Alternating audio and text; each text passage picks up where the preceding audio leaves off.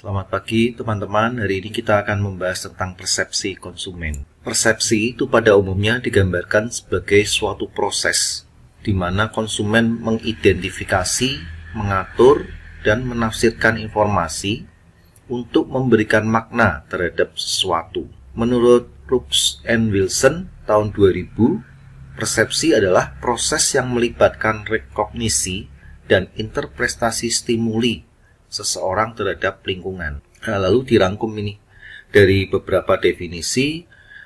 Persepsi itu adalah proses di mana seorang mengidentifikasi dan menginterpretasikan stimulus menjadi suatu gambaran yang dimiliki orang tersebut terhadap kondisi sekitarnya, yaitu persepsi seseorang.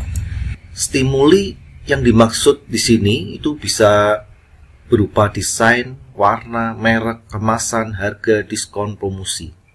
Nah, itu stimuli ya, dihubungkan dengan perilaku konsumen ya. Penelitian Biondi dan Kamansi tahun 2020 menemukan bahwa tampilan luar pengepakan, front of pack, ini packaging ya, itu dapat mempengaruhi persepsi konsumen terhadap produk, yang selanjutnya dapat menimbulkan minat membeli. Ya, jadi produk yang sederhana itu bisa tampil mewah hanya karena packaging. Makanya sekarang orang berlomba-lomba menampilkan packaging yang semenarik mungkin, karena itu bisa menimbulkan minat membeli. Nah, persepsi itu bisa positif, bisa negatif, ya tergantung apa yang diterima konsumen. Misalnya, seorang mendapat pelayanan yang tidak ramah, maka ya ia akan memiliki persepsi negatif terhadap toko itu. Demikian juga sebaliknya, kalau pelayanannya baik, produknya bagus, orang akan memiliki persepsi yang positif. Sekarang proses pembentukan persepsi ya. Yang pertama, terjadinya stimulasi alat indera atau istilahnya sensory stimulation.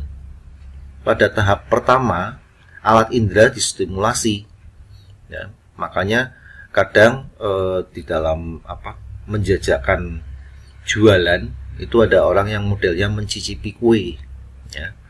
Ada yang mencicipi minuman. Ada juga yang mendengarkan musik-musik.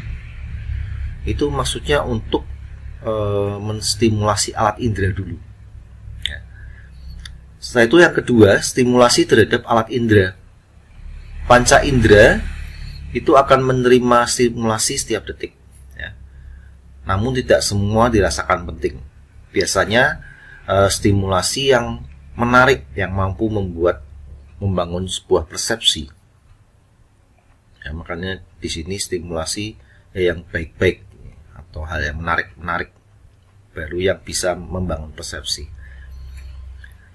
Lalu yang ketiga, stimulasi alat indera ditafsirkan dan dievaluasi. Ya, jadi tahap selanjutnya penafsiran dan evaluasi. Langkah ketiga ini merupakan proses evaluasi dari pihak penerima. Ya, selanjutnya adalah faktor yang mempengaruhi persepsi. Di sini ada beberapa ya. Ada teori kepribadian implisit, aksentuasi perseptual, ramalan, ya. Teori kepribadian implisit, lalu konsistensi, stereotype. Oke, kita akan bahas satu persatu. Yang pertama, teori kepribadian implisit ya. Teori ini menyatakan bahwa seorang mengasumsikan sesuatu dari hal yang terlihat secara umumnya. Misalnya, seorang yang aktif dan memiliki rasa ingin tahu, biasanya orang tersebut cerdas. Itu pandangan secara umum ya. Lalu yang kedua, ramalan yang terpenuhi dengan sendirinya. Hal ini akan terjadi bila seseorang memperkirakan keyakinan akan menjadi kenyataan. Ya, seperti ramalan lah ya. Jadi keyakinan akan menjadi kenyataan. Lalu yang ketiga, aksentuasi perseptual. Ya, pepatah yang sering digunakan untuk menjelaskan aksentuasi ini adalah tidak ada rotan, akar pun jadi. Ya. Contohnya, sayur pare itu kan pahit ya. Tapi kalau kita lapar, ya, maka ya tetap dimakan dan kita tidak memperhitungkan pahitnya pare itu. Proses tersebut disebut dengan aksentuasi perseptual, jadi membuat seseorang melihat apa yang diharapkan dan diinginkan. Lalu yang keempat, primasi, resensi. Ya. Misalnya Anda mengambil mata kuliah di mana 50% kegiatan itu membosankan dan 50% kegiatan kuliah menyenangkan. Jika Anda diminta mengevaluasi kuliah tersebut, bila evaluasi pertama menyenangkan, maka itu adalah efek primasi. Tapi kalau yang lebih kuat membosankan, lebih kuat pengaruhnya, maka Anda mengalami efek resensi. Jadi makanya kesan pertama itu yang paling penting. Oke, lalu yang kelima, konsistensi. Seseorang mempunyai kecenderungan kuat untuk menjaga konsistensi di antara persepsi-persepsi. Misalnya, kita berharap teman-teman yang kita sukai memiliki karakteristik yang baik sesuai dengan yang kita bayangkan, yaitu konsistensi. Lalu yang keenam, stereotyping. Itu adalah citra atau image yang melekat atas kelompok orang. Tanpa disadari atau tidak, kita mempunyai stereotip tentang kelompok bangsa atau suku atau kelompok pang dan sebagainya. Kadang kita mencap sebuah kelompok atau mencap seseorang. Oke, lalu bagaimana membuat persepsi lebih kuat? Yang pertama, menerapkan strategi untuk mengurangi ketidakpastian. Ada 3 strategi untuk mengurangi ketidakpastian ya. Yang pertama, strategi pasif. Maksudnya, bila kita mengamati orang lain tanpa orang itu sadar bahwa dia sedang diamati. Ya, bisa jadi kita mengamati dari jauh atau kita menyamar ya. Yang penting kita mengamati tapi orang lain tidak tahu kalau diamati. Lalu yang kedua strategi aktif. Ya, bila kita secara aktif mencari informasi tentang seseorang dengan cara apapun selain berinteraksi dengan orang tersebut. Ya. Bisa tanya teman atau gimana. Ya. Lalu yang ketiga strategi interaktif.